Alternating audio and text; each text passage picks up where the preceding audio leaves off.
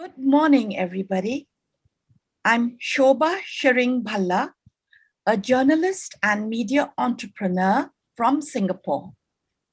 I'm an Indian Singaporean and I have dark hair, black hair, and I'm wearing spectacles and a pink shirt. I'm very proud and happy to be the moderator of this discussion, and it gives me great pleasure to speak to all three of you, Doug, Robert, and Stephen, and congratulate you. Doug, you've made an absolutely fantastic movie that's creating history in all senses. Could you tell me what was the most difficult part of making this film? I know it was an extremely difficult film to make, but what did you feel was the most difficult? Was it getting the right person to act it? Well, first of all, thank you so much. And it's really a pleasure to be a part of this conversation today. My name is Doug. I am a white male in my 30s. I have a dark, short beard and dark, short hair. I'm wearing a light blue button-up shirt. And behind me, I have a bookshelf over either one of both of my shoulders with a bunch of books and other things on it. As far as the hardest part about making the film, I honestly think every film is hard to make and presents its own challenges. I think in the beginning of the process, maybe this was a project where there were probably more question marks for me than previous projects. I hadn't really worked in some of the ways in which I did for this project. But very early on, through a combination of good luck and maybe something else that helped make it a kismet experience, I was able to connect with the right people. So that meant early on in the process connecting with the Helen Keller National Center to be able to connect more intimately with the deafblind community and get to learn a lot more about the community. It's through them that I ended up finding Robert in a way that actually ended up being a lot easier than I thought. I thought I would be sitting here telling you that it was going to be so hard to find Robert because I wasn't familiar with any deafblind actors prior to the start of this film, but it actually was, we found Robert relatively quickly. It was actually harder to find our Tariq in Stephen than it was to find our Artie in Robert. But I think some of the challenges of the film were, I assumed they would maybe be certain things that they were actually other things. It was really a lot more about shooting late at night in New York City in the winter. That's always a challenge. That's something that's really hard because you're battling the elements and you're battling just kind of the chaos of New York City.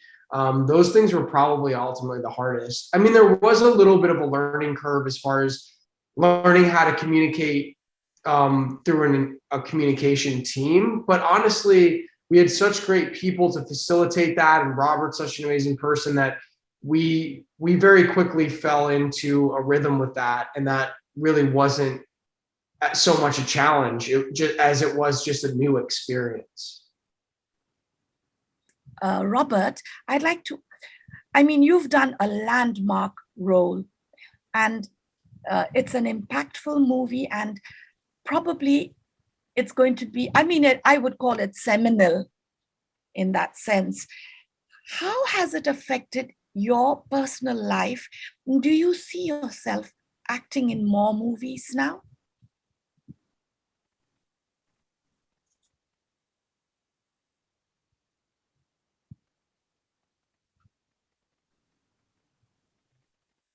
Well, this is Robert speaking. First off, I want to say thank you so much for having me here today. My name is Robert Tarango. I am deafblind. I'm wearing a blue shirt. I have gray hair when I was a kid, I had 20/20 vision growing up, and it was a dream of mine to become an actor. It was something that I've always wanted to. You know, as you're a child, you watch the movies and you're like, oh, that's what I want to be. Once I was diagnosed with Usher syndrome, that's the cause of my deafblindness, I thought that dream would never come true. I always thought a deafblind person could never become an actor, that, well, I'll never be able to do it. So to have this opportunity to become an actual actor and be involved in this movie, it was inspiring. It's something that I never thought I can do. And now that I can do this, and it's a role that I'm in, that I just want to have this opportunity to be able to inspire others, have that representation of a deafblind actor on the screen, that I can inspire children and other deafblind individuals to realize that they can do it, that they need to just go ahead and try and start acting, that they can do anything they put their mind to.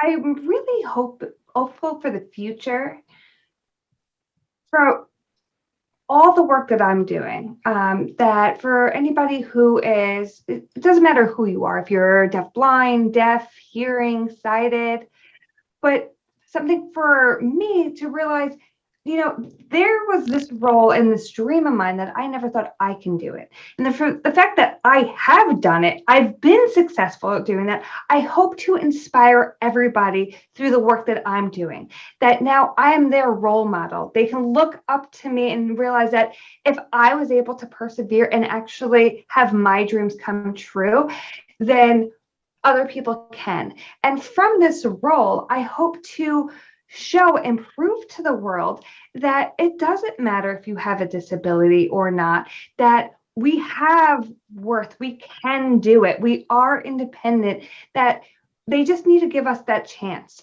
You know, now they just need to get us the foot in the door and we can do it. And I just need to inspire others to show everybody that we all are equal, we're all of the same race, we're all humans. Indeed. Thank you. Stephen, I understand that was a great role you've done. I understand that you two come from a very difficult background as a child. It's in your CV, and you've overcome tremendous odds to become an actor. What impact did it have on your personal life and on your acting, your skills? Well, thank you for having us here today. And my name is Stephen. I'm an African-American male. I have a navy blue collared shirt and a man bun. And I can say, for one, that, you know, this role in particular definitely had a tremendous impact on my life, in terms of when you go through certain trials and tribulations, to just always know that you're not alone. There's always going to be someone there. You know, we could live in a world where we feel like we're by ourselves, but to know that you're not alone. And in terms of my career in acting, you know, you could use so much imagination, but for me, I felt like just being on set and wearing the clothes and playing alongside Robert, who's actually a deafblind man, who's playing a deafblind man, it wasn't so much imagination, it was just more being. And I think that's something that I took with me in terms of any other job that I do come across again, to just be.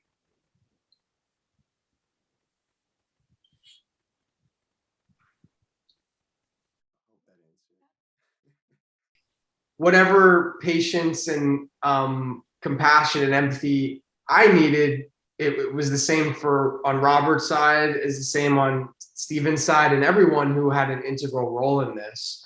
I think that any project of any kind really requires a healthy degree of empathy and patience and collaboration, because I think that's what it means to really tell any story well with a group of people. With that said, like, yes, there were certain things that I learned as a part of this film that specifically were in relation to meeting and working with Robert, and connecting with a community in the deafblind community that I had never had any experience with before. So it was a hugely impactful experience for me, and one that's very much had an effect and altered the trajectory of my own life as a result of that. So, I think, but in a way where it was really a tremendous gift, to have the privilege to be able to tell this story and tell it with the people who are a part of it. So for me, whatever, certainly there's like patience and empathy and those things and that are really important to me when I'm working, but also, that appreciation and that gratitude for everyone else who worked on it, who took a leap of faith and put some degree of faith in me to be a part of this story. So, I'd say definitely the gratitude to be able to tell this story is the thing that is like comes out the most strong for me. And this also probably would have a great impact on Bollywood and the industry by making it more diverse, inclusive of differently abled actors. Would you not say?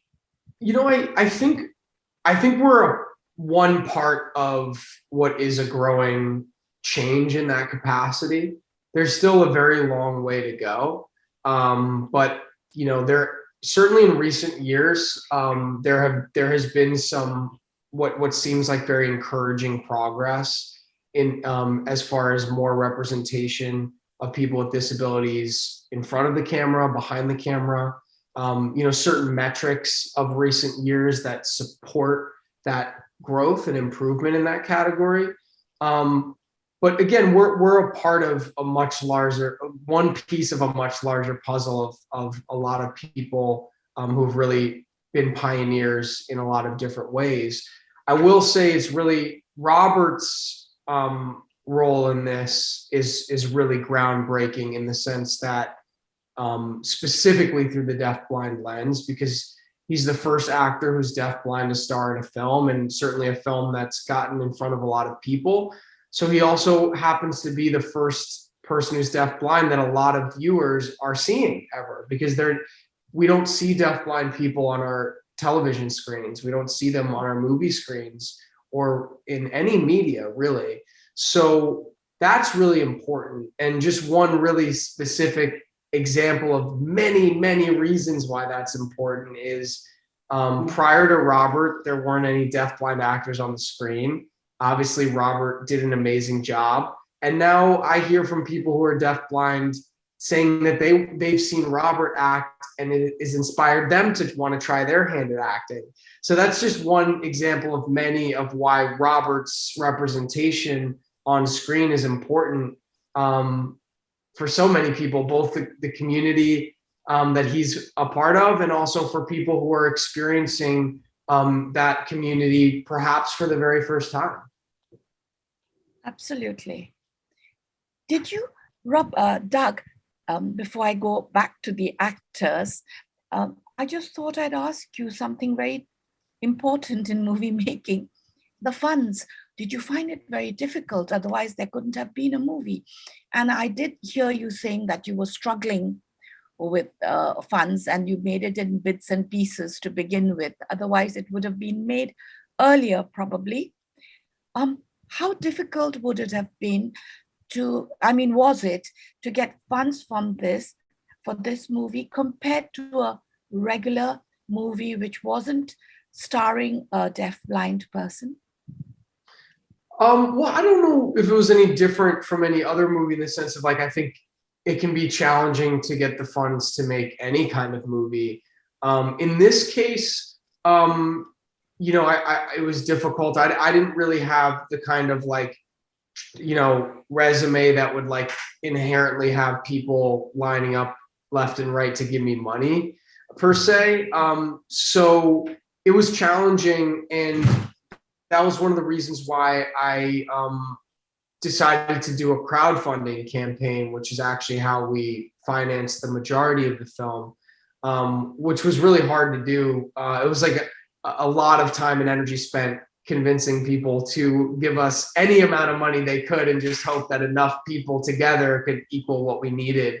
But it ended up being enough to get things going. And I'm glad I made the decision to do that, though I hope to never have to do a crowdfunding campaign again, because they're really challenging. And it's hard enough to ask, you know, one entity or a couple of entities to give you money. To have to try to ask hundreds of people to give you whatever money you can get is not an easy task. But we were fortunate to get what we needed to make the film.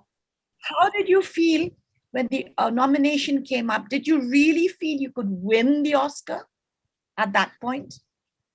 I thought we definitely had a chance, but I mean, you know, we're really happy to have been nominated and to be a part of the ceremony. And, you know, it's a really huge honor still to be nominated and be able to, you know, being at the Academy Awards. I think it was really important. Again, from the, I wish our whole team could have been there, but it was a year because of COVID where unfortunately we really could only come with a couple members of our team as a whole. But it was really amazing that Robert was there, because again, that representation at an award show like that is important as well. And that was something that was very evident from Robert being there, being only the second person who's deafblind to attend the awards other than Helen Keller herself many years ago, was really important to have that representation in the building for the awards. And again, we were just really overjoyed to be able to reach that pinnacle of being nominated for an Academy Award and get to be a part of that ceremony, and also have it help the film reach more people, and the message at the heart of the film of the power of human connection despite our differences, and the representation that is a part of the film. We're so glad it helped it reach more people. Absolutely fantastic. Congratulations on that. This is Robert speaking. Yes. For me, my families, my friends, everybody they were so thrilled and ecstatic about the fact that I was going to the Oscars. And, you know, it was just a great experience. You know, there was a lot going on getting there. I had to coordinate an SSP to get driven up to the Oscars, but I still can't believe that I got to go. I never dreamed of this, to be able to touch the red carpet. Just, it doesn't matter whether or not I'm deafblind or not, just in general, for anybody, that is a dream come true. But I felt so good about it. Unfortunately, you know, there is a lot of downsides with COVID and everything else, but still, I love that they were able to host a live event. But I wish we had the entire cast of feeling through, be able to go to the Oscars and be present. But I was lucky that I was able to go. It was, you know, it was one of those experiences. It doesn't matter if you win or lose. It's an honor in itself, and just the pride that I had, the pride my family had, my friends had for me, it was surreal. I can't explain to you how of course, exciting is one word, but it was a surreal experience. You probably have impacted a lot of young people from your community as well, to make something of their lives the way you have done, made such a success of your young life. And do you see yourself as a bit of a role model, if not an icon yet? Wow. Oh wow. I just see myself as just a human. Everyone here, I feel we all contribute to something. We all have something to give while we're still here. Even the ones that left us with things, left things with us to still give. And I'm always just appreciative of everything that I come across, because I know when you can feel down, you know, you really feel it. And when you feel something that's up and uplifting, you definitely grab onto it and hold on to it for as long as you can. And I have to say that I'm just appreciative of it. and to know where I come from, and just happy that I have these opportunities to explore these opportunities, and for people who come across to see it, I'm thankful for whatever it is that they get from it. So, I don't even know how. I'm just, like I said, we're just all here to contribute, and that's the way I see myself. And whoever wants to put the label on me of anything, then I guess that's what it is. Can you tell me a little bit about, Stephen, can you tell me a little bit about how you auditioned? What made you come for this kind of a film, this audition? What drew you to it? The reason why I love acting is to put myself in other people's shoes. And I am drawn to all aspects of that. And when I came across this, the first thing that connected me to it was the role that I had. It reminded me of a young man that I actually knew in real life who was going through the same things that Tariq was going through. And I also had no idea that I was playing alongside an actor who was actually blind and deaf. So it even made it more interesting and more captivating. And I said, this is definitely something that I want to be a part of, something I would love to experience. And I'm glad that I did. I had no idea that it was going to have the effect that it's been having on the communities around the world.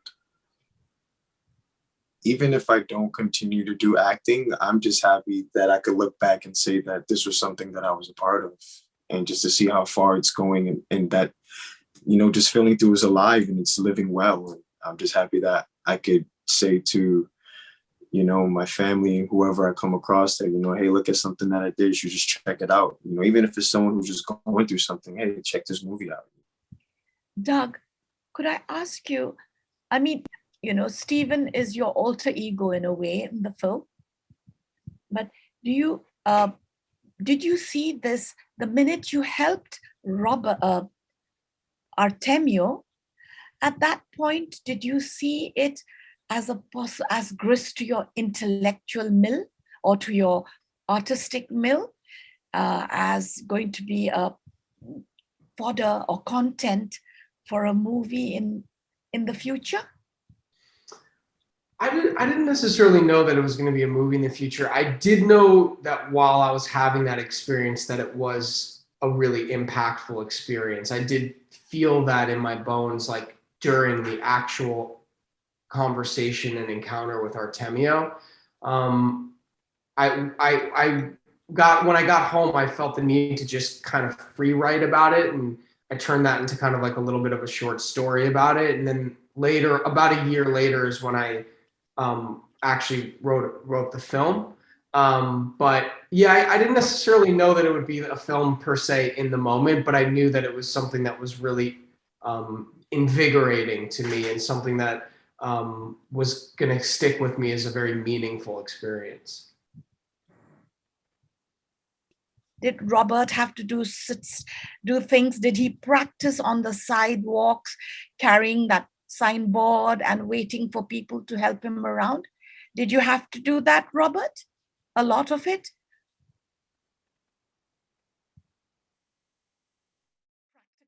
This is Robert speaking. So the Helen Keller National Center actually teaches all of those skills. So you go to the center for training where you learn how to travel independently using a white cane. And right there, you learn how to navigate any type of terrain, whether it be at night, a bright lit area, and how to adapt and work that out. I am a former student from Helen Keller National Center, so I have actually already received all that training. So we didn't have to rehearse and practice in that way, because I've already had those skills. I've already worked with the communication cards. And for many years, since I trained several years ago till now, I've been independent. I've held a job. I commuted back and forth to work. And it's really, so I've already had those skills. If you lose more vision, then you may have to have some refresher courses and whatnot, because again, I'm still, I have residual vision left. I'm still low vision. I'm not fully blind. Once you lose the rest of your vision, then you have to go back and train a little bit more. And especially if you're somebody who is a newly deaf blind, you can go to the center to learn all that training. So again, we didn't really have to rehearse in that way because I've already had a lot of that training, and most people already have received that type of training. I get that. How about you, Stephen? You've never worked with a deaf-blind person ever, have you? How did you get your training on how to react to him, to help him, and to make it all seem real? It must have been great direction from Doug. Absolutely. We had the opportunity to go to the Helen Keller Center, and Robert and I met for the first time there.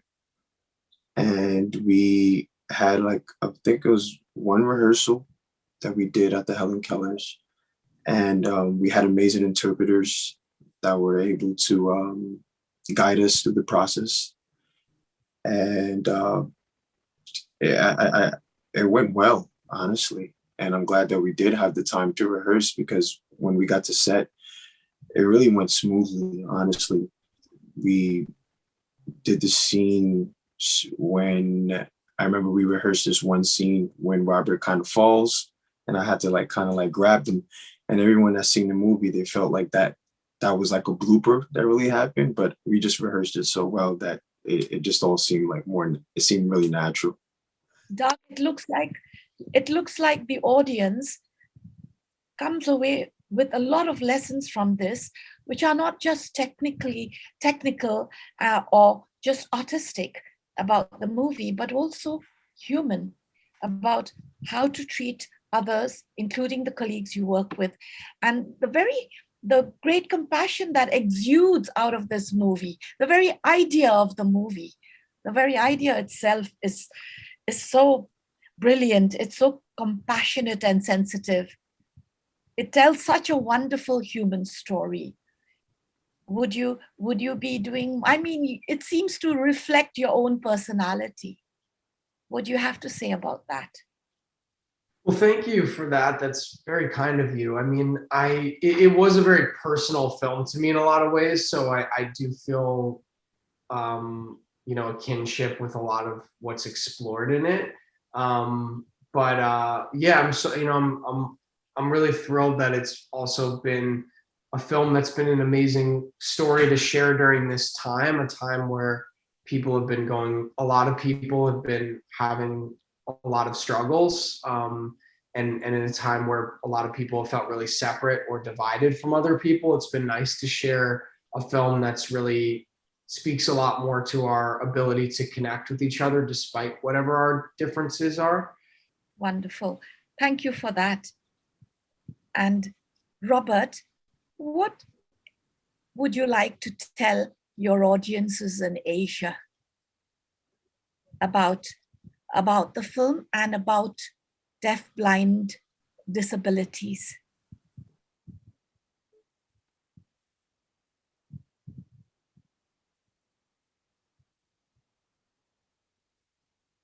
This is Robert speaking.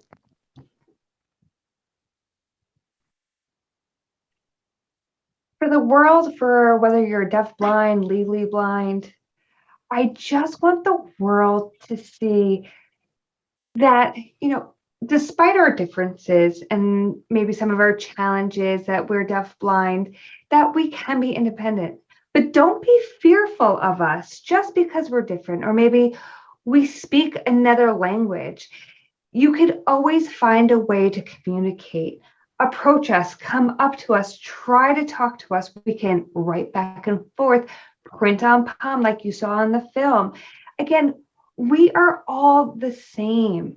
I'm hoping that this movie truly inspires others. That was really the goal for the film, is the world to see that, despite our differences, we should help one another. it's something that I know we really just need to get past our differences and really embrace others, embrace their differences. And for Pupils Here Fred group, don't be shy, approach us. If you want to learn, come up to us. We would be more than happy to teach others about sign language, our culture. Helen Keller National Center is a great center that really teaches the deafblind individuals to be able to live and thrive in their own communities. They teach them the skills that they need to be independent, like using your white cane, communication cards, and to be able to be a part of society and the world. But again, we are all brothers and sisters of one world, one God. We're all the same. So that's what's my big hope from this movie. I thank you for that.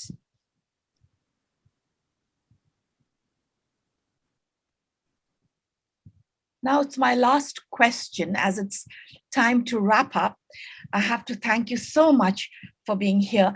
I leave it to either Doug or Robert to reply. If Doug made another movie about blind, deaf people, Doug and Robert and Steve, would you be in it? Would you want to be in it after this great success of Feeling Through? This is Robert, yes. Absolutely, yes, yes, yes. Maybe one day there's going to be a Feeling Through Part 2. We don't know yet. My hope is still there. I really hope so. Come on, Doug. You know you want to write it. I can't wait to be part of it. You never know. It's going to be possibly a feature film. Stephen, I would love to work with you again. We have this great rapport and great friendship that I can't wait. I hope so. So yes, come on, Part 2. Yes, Doug, we'd all like to see a feature film, I think. What Robert says, perhaps a feature film should be next, appealing to an even wider audience. I would agree with that. All of that sounds good to me.